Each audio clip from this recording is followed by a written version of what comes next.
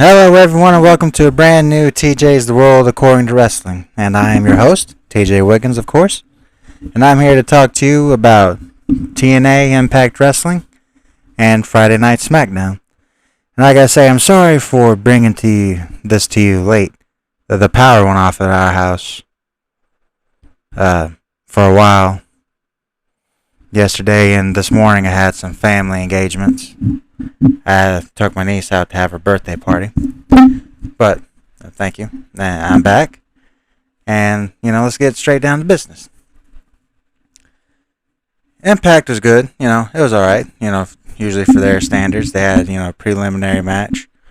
And, right after that, promo of Mickie James came out. And, challenged Deonna Purrazzo for a match at Slammiversary for the women's title. Gail Kim came out there and announced the match as being official because, she has some authority there, which is honestly accurate because she's the best female wrestler that they've ever had. I mean, it's not even close. She's amazing, especially with her feud with Awesome Kong. So she makes this match official, and I think that is going to be a fantastic match at Slammiversary. Dude, I mean, that's just going to be awesome. And, further down the list, we go to, promo by Kenny Omega about how he's going to, keep conquering the world and whatever and whatnot. You had, the Good Brothers, Brandon Cutler, and Don Callis come out there.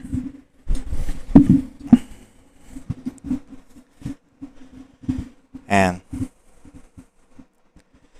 they basically try to challenge the world, to get challengers. Moose, I think, is going to challenge him again. But, go to this tag match with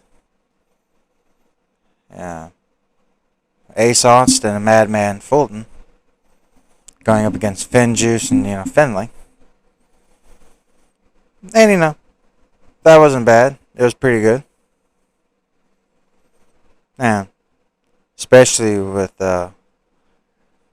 Austin, getting the win. Fulton, being the big man, batting clean up for the tag team, which is, was always supposed to happen. It was a nice worked match. Maybe they'll get themselves into the tag title hunt. And of course, there's a promo right after that with, Willie Mack and Rich Swann, how they're hiding out from Violent by Design, and some spooky shit happens.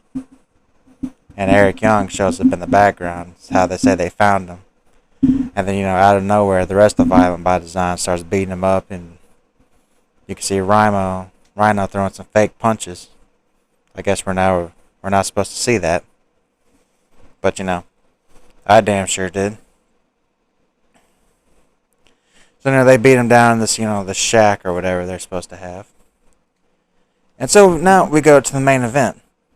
And it was pretty good. Had Fire and Flava,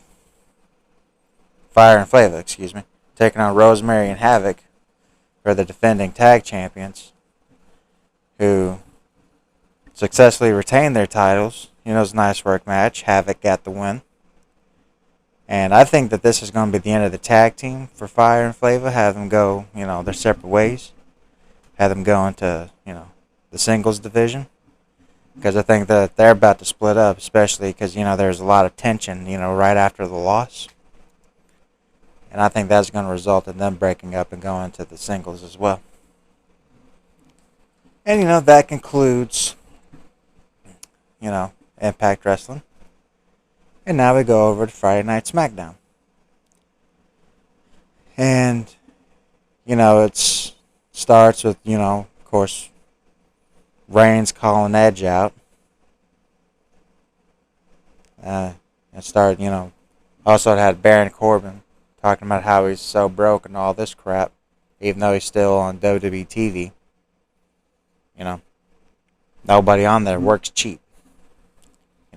Let's just start with that right off the bat. Apparently he's so broke, all this, stupid bullshit's happening.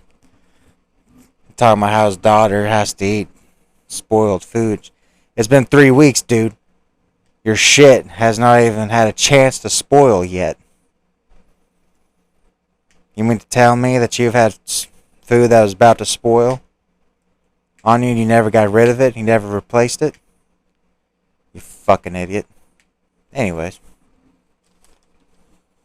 You know. There was a match between the Street Profits against Otis and no, it was Angelo Dawkins against Chad Gable. Otis was on the outside and Ford was on the outside, and Dawkins got the win, which is all right. At least they beat the flunky of Chad Gable versus Otis, because Otis is great. Well, he's not great, but he's good. Gable is good. Gable is a better wrestler than Otis, but Otis, I think, has better popularity. Has the better charisma. And it's such a stupid decision to turn him heel. Because everybody, they at least liked his goofy antics, which, were crazy and insane. But everybody liked him, so why would you turn him heel and take away the thing that everybody liked about him? But, of course, that's good old WWE booking right there, is to take everything that people is getting over, without their permission, take it and strip it away from them. But, that's just how they work. And, Bianca Belair had a match against Carmella, which is clearly taped someplace else, I think down in either Orlando or Miami, I think. And that was for the women's title, and that was, oh man, thankfully that was a very short match. And, Bianca retained her title, beat Carmella, flatter than a plate full of piss, which was good, because, if we're calling a spade, Carmella sucks. She's terrible. She's so fake. Everything about her is fake. From her head to her toe, to even her personality is absolutely fake. Now we get to, main event. I had Reigns calling about how he's, the greatest and all this, and how he beats the hell out of everybody. Edge comes out there and interrupts him, because, of course, because he was talking about him. You can just use a counter to when he's going to come out. But they come out there, they jaw jack. Then all of a sudden, Seth Rollins comes out there and starts beating up on Edge. And the Mysterios come out there to his rescue, because the Usos come out there. But, of course, that's going to set up the match between Edge and Seth Rollins at SummerSlam, while Reigns is free to face whoever, which is, of course, is going to be John Cena. And, of course, John Cena had to do an opening promo on SmackDown. After he did one for Raw, he goes over there to SmackDown, because I guess he does not assign to a particular brand. That's to pander to the crowd blocking the back, and that, he's there for business. Which is, a bunch of fucking horse shit. But,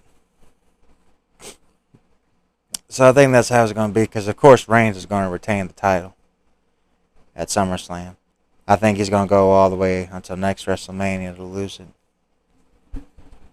To me, that would make a lot more sense to be and I think it'd be great to have somebody knock him off at SummerSlam, because that's going to be a huge, huge moment. Because he's been the champion for what? Almost a year? Have him have a 16th month reign?